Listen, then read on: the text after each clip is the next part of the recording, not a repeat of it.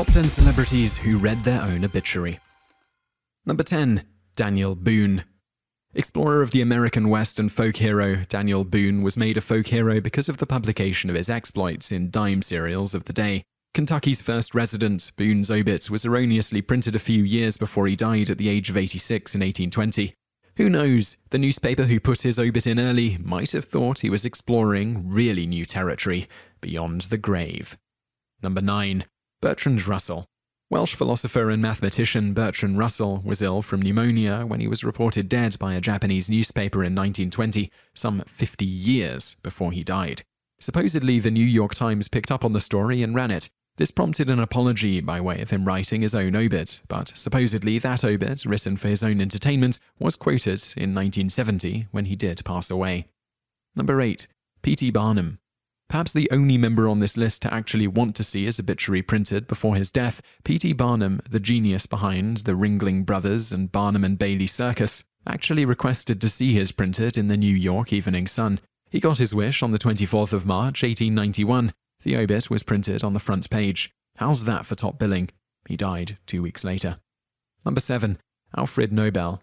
While most people recognize Nobel's name for the prizes it confers each year, Alfred Nobel was known in his day as the Merchant of Death, since he had invented both nitroglycerine and dynamite. When a newspaper printed his obit, 13 years before he died in 1896, and gave him that dreadful moniker, he decided to do something about it, creating the stipulations for the prizes in his last will. How ironic, the Nobel Prize has been known for patting people on the back for peace, yet it's funded by some of the most explosive discoveries in history. Number 6. Paul McCartney. One of the two still-kicking Beatles, Sir Paul McCartney was declared dead by a caller to Detroit DJ Russ Gibb in 1966. In a separate case, a New York DJ discussed his death a few days later. Both instances prompted many references to his death in future Beatles songs. Number 5.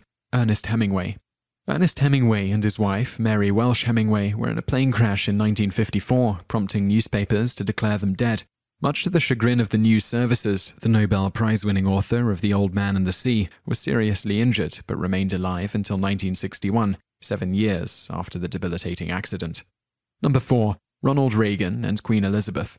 These two prominent world leaders were victims of the 2003 CNN.com premature obit section. The Queen Mother, Elizabeth, was also declared dead after a routine drill witnessed by a rookie at Sky News. When the rookie called his mother in Australia, the word got out, and they weren't able to verify before running the story.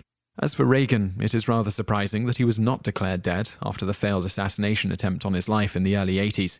Reagan is known as one of the most popular American presidents of the latter half of the 20th century. Number 3. Mark Twain. Called the father of American literature, Samuel Langhorne Clemens, or Mark Twain as he is better known, was reported dead in 1897, some 13 years before he died.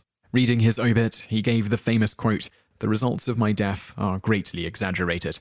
It seems in life and death he could still captivate audiences with his words. Number 2. Bob Hope. The charismatic vaudevillian Bob Hope died just a few years ago, but is the second dead celebrity on our list to have read his obit, not once, but twice. Both times his death was reported on a website before it was yanked. Hope is a prime example of the journalistic practice of writing obits for famous people. He had been on the celebrity Deadpool for years before his actual death. Number 1. Pope John Paul II. Known as one of the greatest popes ever to serve the Vatican, Pope John Paul II is the only person to have read his obit on 3 different occasions. And, like Hope, he was defying people's expectations for years before he actually walked through the pearly gates. The pontiff was announced dead in 1981 after an assassination attempt in the CNN.com premature obit section, and once, hours before, he actually died. Honourable mentions: James Earl Jones, George H.W. Bush, Rudyard Kipling, James Whistler, Steve Jobs, Joe DiMaggio, Arthur C. Clarke, Alice Cooper, Fidel Castro, and Margaret Thatcher.